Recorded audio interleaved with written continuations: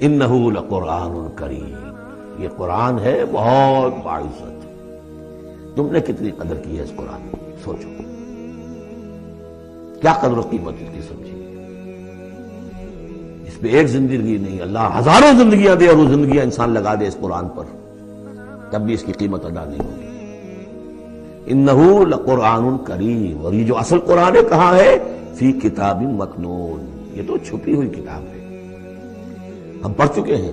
انہ فی ام الکتاب لدینا لعلی الحکیم، یہ تو ام الکتاب کے اندر ہے جو ہمارے پاس ہے، وہ ام الکتاب جس کے بارے میں پھر سورہ بروج میں آپ دیکھیں گے بل ہوا قرآن مجید فی لوح محفوظ، وہ لوح محفوظ میں۔ یہاں فرمایا فی کتاب مکنون لا یمسہ الا المطہرون، اسے چھوتے ہی نہیں، چھو ہی نہیں سکتے مگر بہت پاک، بالکل پاک مخلوق ہے، فرشتے۔ کلا انہا تذکرہ فی صحف مکرمۃ مرفوعۃ مطہرۃ بایدی سفرۃ کرام بررہ، یہ تو ان فرشتوں کے ہاتھوں میں ہے، وہ فرشتے اسے چھوتے ہیں اس کتاب کو، یہ جو کرام بررہ فی صحف مکرمۃ، بڑے ہی باعزت صحیفوں میں ہے وہ، فی صحف مکرمۃ مرفوعۃ مطہرۃ ایدی سفرۃ، ان لکھنے والوں کے ہاتھ میں ہے وہ، کرام بررہ، جو کرام ہے بڑے باعزت ان فرشتوں کا۔ تو لا یمسہ الا المطہرون۔ ویسے اس آیت سے ایک حکم نکالا فقہا نے کہ قرآن کو چھوا نہ جائے ناپاکی کی حالت میں، اگر ناپاکی بڑی ہے، جنابت ہے، پھر تو چھونا کیا، پڑھنے کی بھی اجازت نہیں، زبان سے اپنے حافظے سے بھی پڑھنے کی اجازت نہیں۔ لیکن اگر چھوٹی نجاست ہے تو آپ زبانی پڑھ سکتے ہیں، یعنی جس میں وضو کی حاجت ہوتی ہے، لیکن چھونے کے لیے وضو ضروری ہے۔ لیکن یہ اصل میں اس آیت کا جو سمجھیے ایک ضمنی مضمون ہے، فقہا نے یہ نکال لیا مسئلہ، لیکن اس کا ایک اور مفہوم جو ہے بہت اہم ہے۔ قرآن کو تم چھو بھی رہے ہو، فرض کیجئے کوئی ناپاک آدمی بھی آئے گا چھو لے گا، کون روک سکتا ہے اسے، چھوئے گا، غیر مسلم پڑھتے ہی ہیں، چھوتے ہیں، اور یہ کہ تم پڑھتے بھی ہو، لیکن اس قرآن کا جو ایک اصل نیوکلیس ہے، اس کا جو اصل لب لباب ہے، اس تک تمہاری رسائی نہیں ہوگی جب تک کہ تمہارا اندر پاک نہ ہو چکا ہو۔ یہ باطن کی پاکی ہے، قرآن کے اصل علم اور فہم اور اس کی اصل ہدایت کو حاصل کرنے کے لیے شرط لازم، اس کا مرکز جو ہے تیرے وجود کے مرکز سے دور رہتا ہے۔ فرشتہ اگرچہ جان نکالتا ہے لیکن تیرے وجود کے مرکز سے دور رہتا ہے۔ قرآن کا بھی ایک وجود کا مرکز ہے، اسی لیے کہا ہے سورہ حدید میں پڑھیں گے ہم، هو الاول والآخر والظاہر والباطن، اس کا ایک ظاہر ہے، الفاظ ہیں، اس کی آپ نے نحوی اور صرف کی بحث کر لی، مطلب یہ ہے، روایات پڑھ لی، اس کی ایک روح باطنی ہے، اس تک رسائی نہیں ہو سکتی الا المطہرون، اس کو چھو بھی نہیں سکتے وہ لوگ مگر وہ لوگ کہ جو پاک ہو چکے ہیں۔ اسی لیے نوٹ کیجئے، چونکہ وہ مضمون اب آ چکا ہے، ایک مرتبہ اور آگے آئے گا سورہ جمعہ میں، 3 مرتبہ آ چکا ہے۔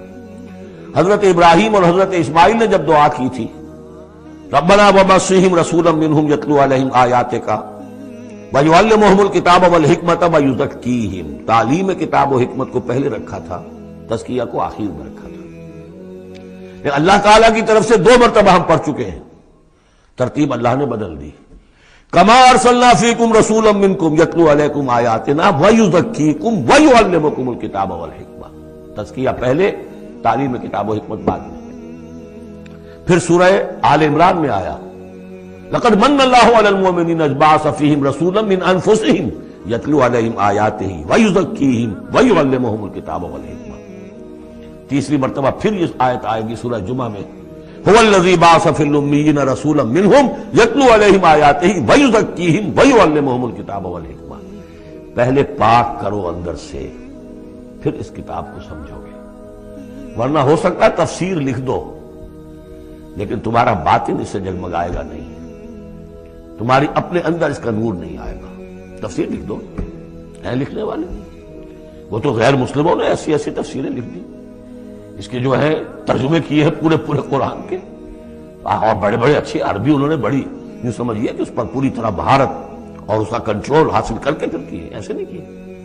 لیکن یہ کہ قرآن کی روح، اس کے لیے تزکیہ باطن ضروری ہے، پہلے تزکیہ۔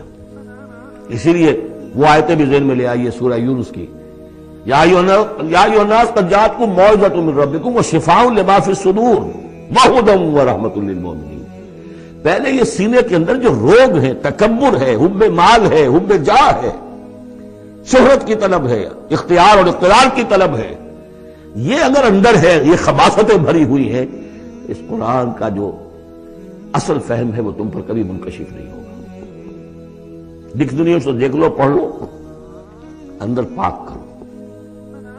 فرمایا فلا اقسم بمواقع النجوم وانه لقسم لو تعلمون عظیم انه لقرآن کریم فی کتاب مکنون لا یمسہ الا المطہرون تنزیل من رب العالمین۔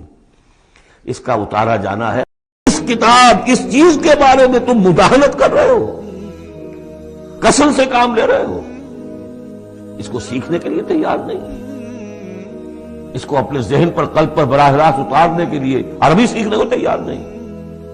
یہ تمہارا مداہنت کا معاملہ، سستی کا معاملہ، کسل کا معاملہ، اس قرآن کے بارے میں، اتنی عظیم نعمت کے بارے میں۔ افبہذا الحدیث انتم مدہنون وتجعلون رزقکم انکم تکذبون۔ تم نے اپنا نصیب یہ ٹھہرا لیا ہے کہ تم اس کو جھٹلا رہے ہو۔ جھٹلانا ایک تو تھا مشرکین عرب کا جو کہتے تھے یہ قرآن نہیں ہے، یہ اللہ کی کتاب نہیں ہے، یہ محمد نے خود لکھ لی۔ ایک جھٹلانا وہ ہے جو عمل سے ہم جھٹلا رہے ہیں، جس کی مثال سورہ جمعہ میں آئے گی، مثل الذین حملوا التوراۃ ثم لم يحملوها كمثل الحمار يحمل اسفارا۔ مثال ان کی کہ جو حامل تورات بنائے گئے تھے، پھر انہوں نے اس کی ذمہ داریوں کو ادا نہ کیا، ان گدھوں کی سی ہے جن پر کتابوں کا بوجھ ادا ہو۔ جو اللہ کی کتاب کا حق ادا نہیں کرتے، پھر ان کی مثال ان گدھوں کی ہے۔ آپ مکالمات فلاطوں کی جلدیں اور انسائکلوپیڈیا برٹانیکا جو ہے پورا کا پورا لا کر کسی گدھے کے اوپر لاد دیجئے تو اس سے اسے کوئی فائدہ ہوگا؟ یحمل اسفارا کمثل الحمار یحمل اسفارا بئس مثل القوم الذین کذبوا بآیات اللہ۔ بری ہے مثال اس قوم کی جس نے اللہ کی آیات کو جھٹلایا ہے۔ حالانکہ یہودیوں نے تورات کو کہ انکار تو کبھی نہیں کیا، ابھی تک سینے سے لگائے ہوئے ہیں جیسے بھی کچھ ہے ان کے پاس۔ تو عملی تکذیب یہ ہے، ما آمن بالقرآن من استحل محارمہ، جس نے قرآن کی حرام کردہ کسی شے کو اپنے لیے حلال ٹھہرا لیا، اس کا قرآن پر کوئی ایمان نہیں۔ یہ تکذیب ہے حال سے، عمل سے، وہ تکذیب ہے قول سے۔ ہم قول سے تکذیب نہیں کر رہے، ہم کہتے ہیں اللہ کی کتاب ہے یہ۔ ہمارا عمل دیکھیں، کیا اس قرآن کو تم نے پڑھا، سمجھا، اس کے لیے زندگی کا کوئی وقت صرف کیا؟ معمولی کیریئرز کے لیے 20 25 سال کی تعلیمیں ہیں جو آج کل انسان حاصل کر رہے ہیں۔ یہاں سے MBBS کیا ہے، پھر کوئی FSMG کا امتحان دیا ہے، پھر امریکہ میں گئے، پھر امتحان دیا ہے، پھر وہاں، اور پھر وہاں پر ریزیڈنسی ہو رہی ہے، پھر نہ معلوم اس کے بعد ہے، پھر وہاں سے جو ہے ڈپلومیٹ بننے کے لیے، اور جو وہاں پہ بنے ہوئے بورڈز، ان سے آدمی کی عمر ہو جاتی 35 برس 40 برس لگے ہوئے۔ اس لیے اس دنیا میں اچھی ذرا معاش اچھی ہو جائے گی، پیسے اچھے ہوں گے، اپنا سٹینڈرڈ آف لیونگ اونچا ہو جائے، اور کیا ہوگا؟ تو تم نے اس کتاب کے ساتھ تمہارا سلوک کیا ہے؟ یہ تکذیب حالی ہے۔ وَتَجْعَلُونَ رِزْقَكُمْ أَنَّكُمْ تُكَذِّبُونَ۔ وہاں مثبت انداز آیا تھا، الرحمن علم القرآن خلق الانسان علمہ البیان۔ اس میں مضمر کیا بات تھی؟ اپنی ساری صلاحیت، ذہانت ہے تو صرف کرو اسے سمجھنے پر، اور اگر اللہ تعالیٰ نے کوئی طلاقت لسانی دی ہے تو صرف کرو اسے بیان کرنے پر۔ یہ اس کا مطلب ہے۔ اور یہاں جو یہ نہیں کرتے ان کے اوپر یہ گرفت ہے۔ افبہذا الحدیث انتم مدہنون وتجعلون رزقکم انکم تکذبون۔